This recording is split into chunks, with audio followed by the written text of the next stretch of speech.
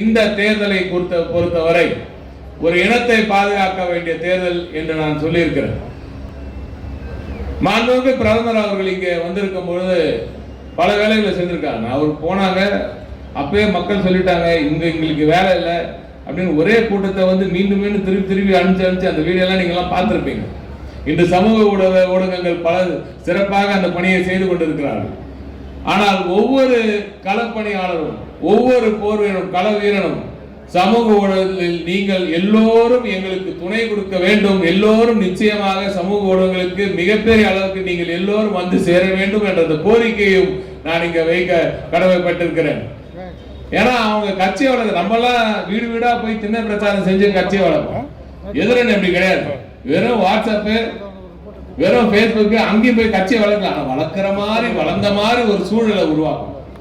அதை முறியடிப்பது மிக முக்கியம். நம்ம ஆளுக்கே என்ன பிரச்சனைனா, ஒருவேளை அவன் வளர்ந்துட்டானோ அப்படின்னு ஒரு மண்ணும் கிடையாது.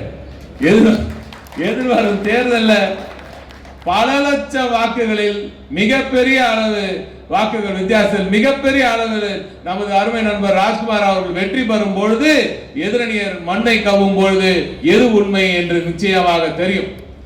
தேர்தல் முடிந்தவுடன் நிச்சயமாக பிரியாணி போடணும்னு சொல்லி சொன்னேன். இப்பதான் நியூஸ்ல வந்துச்சு மட்டன் பிரியாணியாம.